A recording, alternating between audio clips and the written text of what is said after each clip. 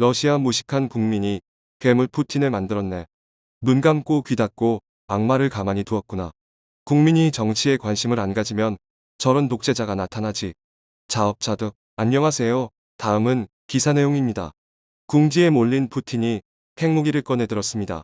러시아 매체는 일제히 푸틴 대통령이 핵억지력 부대의 특별 전투 임무 돌입을 국방부 장관과 총참모장에게 지시했다고 보도했습니다.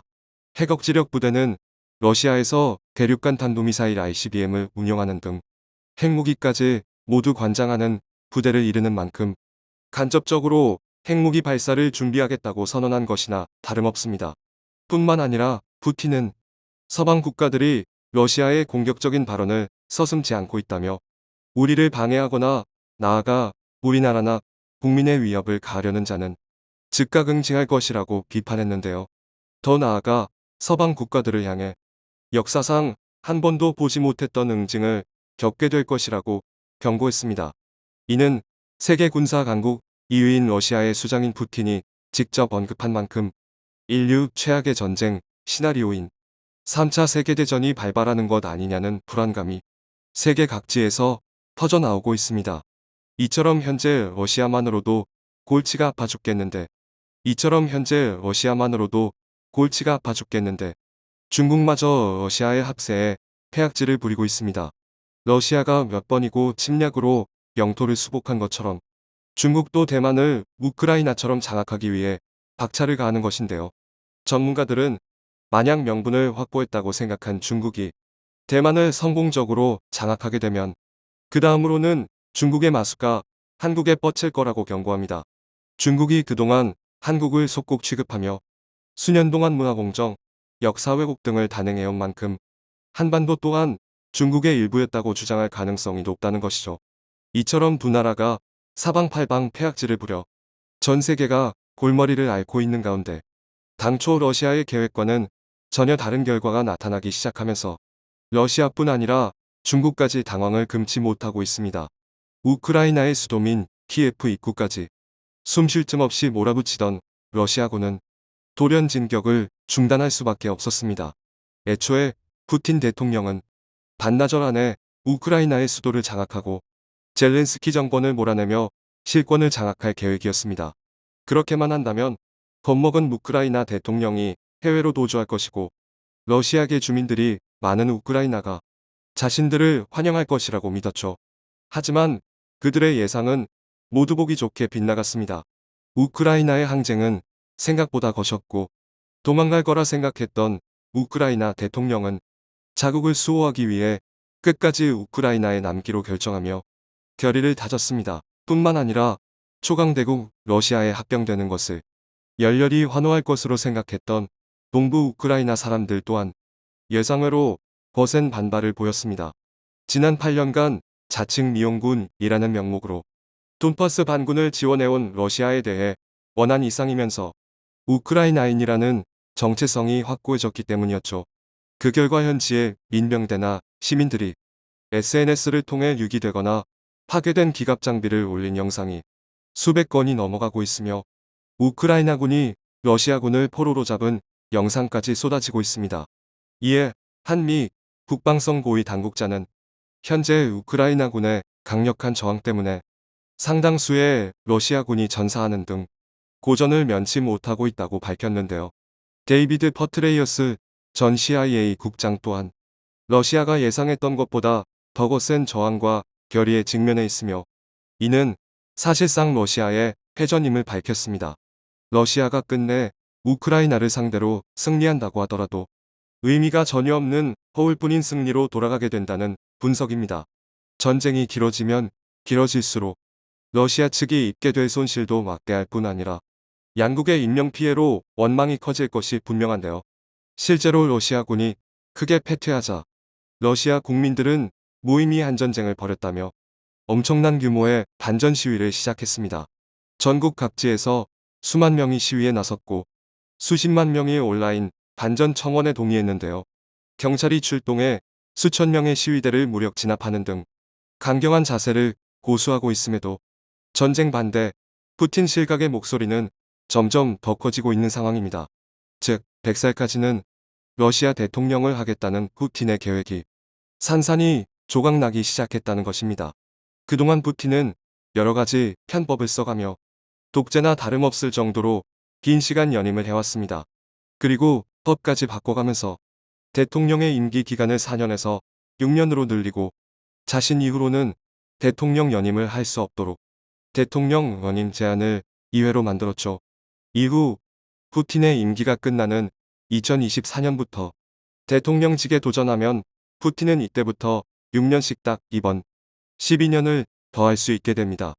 이는 달리 말해 푸틴이 80살까지 대통령을 해 먹고 내려오겠다는 말이나 다름없습니다.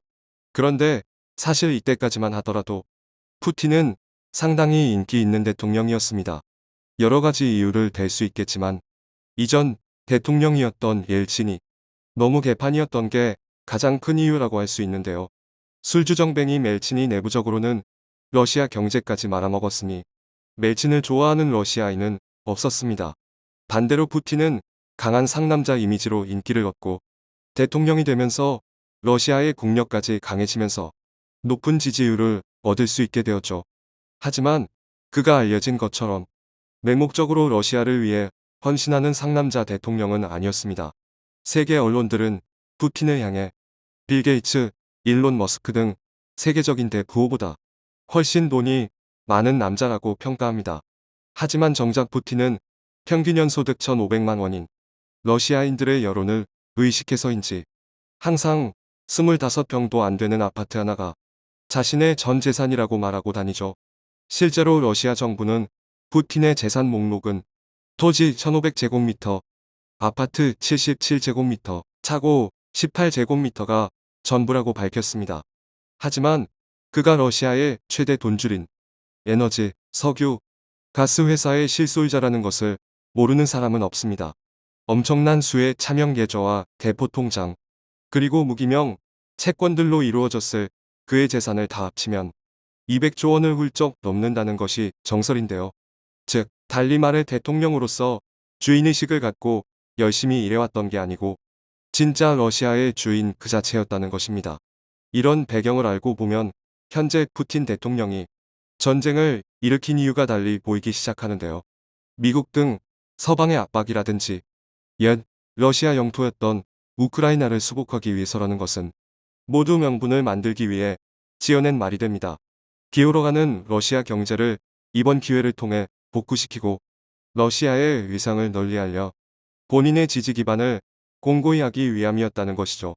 실제로 푸틴이 비밀리에 짓고 있다는 궁전의 부지는 80K 제곱미터로 알려져 있는데요. 이는 우리나라 분당의 전체 크기가 69.4km라는 것을 생각해보면 푸틴이 얼마나 얼토당토하는 사치를 부리고 있는 것인지 잘 알 수 있습니다. 그동안 괴짜의 상남자 이미지로 본인을 감추고 있었지만 푸틴 또한 다른 독재자들과 다름없는 욕심 많은 인물이었던 것이죠. 한편 현재 대대적인 반푸틴 시위가 벌어지고 있는 러시아는 정신적인 궁지에 몰린 채 수차례에 걸쳐 키예프, 하르키우, 수미, 마리우폴 등 우크라이나 각지를 공격했습니다. 하지만 끝내 우크라이나군의 방어를 뚫지 못하고 패퇴했죠. 이처럼 전쟁 장기화로 인해 러시아는 완전히 사면 초가에 직면하고 말았습니다.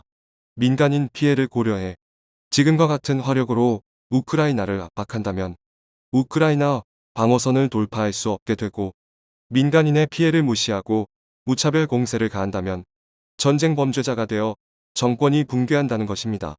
이에 따라 국제정세가 격변하면서 2차 세계대전 이후 이어지던 유엔의 안보리 상임이사 체계가 개편되는 등 세계의 지배구조가 완전히 뒤집힐 것이 확실해진 상황인데요. 실제로 러시아에 대한 국제사회의 강력한 제재가 시작됐습니다.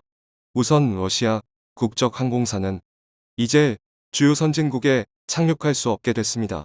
러시아와의 교역을 금지한 나라도 상당히 많은데요.